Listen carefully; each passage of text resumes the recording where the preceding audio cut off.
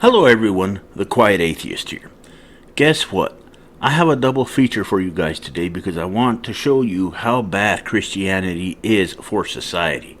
Of course, many Christians might come to this video and offer excuses, but in all actuality, we do know the truth. The first entry is going to be about Christian pastor Steven Anderson out of Arizona. I have spoke about this individual before in previous videos. Clearly, one big goal of the conservative Christian base is to one day strip women of their right to vote and confine them solely to the home.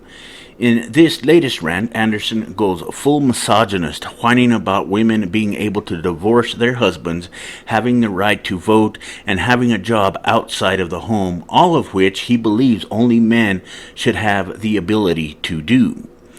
You know what they mean by women's rights? Anderson asked his flock. The right to divorce your husband is what they mean. You know what they mean? The right to rebel and disobey your husband. The right to divorce him. The right to go out and get a job and make your own money. The right to tell him what to do.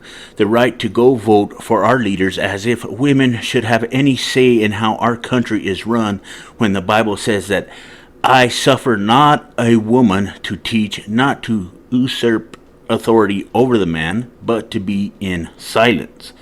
I am quoting the Bible right now, he says.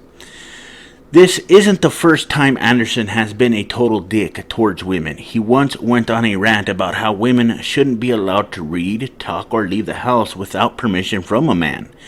He has even demanded that women keep their mouths shut in church, which makes one wonder how any woman can stand being around this asshole. And he is hardly the first conservative Christian hero to call for banning women from voting. Fake historian David Barton has also said that women should be barred from voting because the Bible says that only the head of the household should be allowed to vote on the family's behalf, regardless of what policies or candidates the rest of the family supports.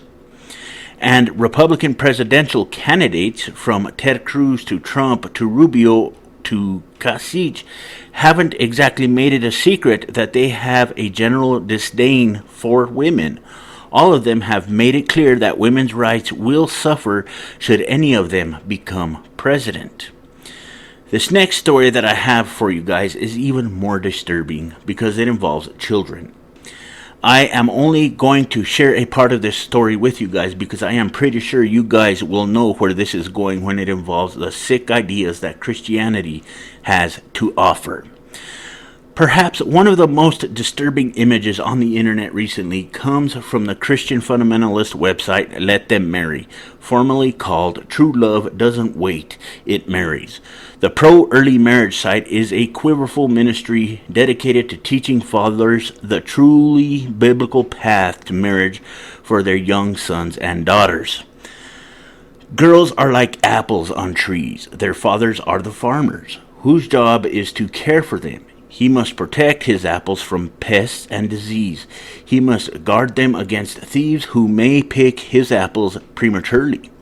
Neither those at the top nor those at the bottom can help their location. But when each reaches peak ripeness, it is the farmer's job to harvest that fruit and give it to whom he will, to those in need. So there is nothing wrong with the apples still on the tree and nothing wrong with the boys who seek them, but it is the farmer's duty to provide for both in due season. The onerous quote above, which likens daughters to apples and their fathers to farmers, is an apt representation of the creepy objectification of young girls and women by their own fathers, which pervades the Christian purity movement.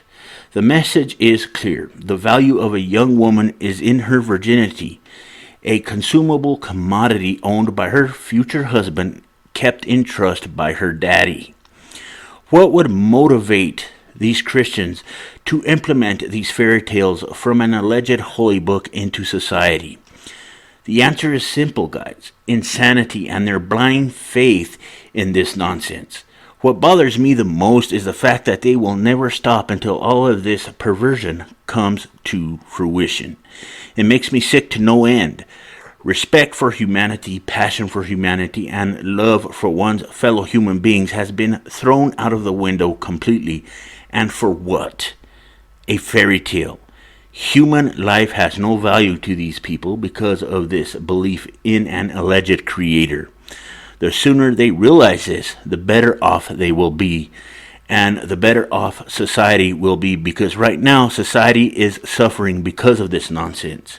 It will get worse unless something is done about it.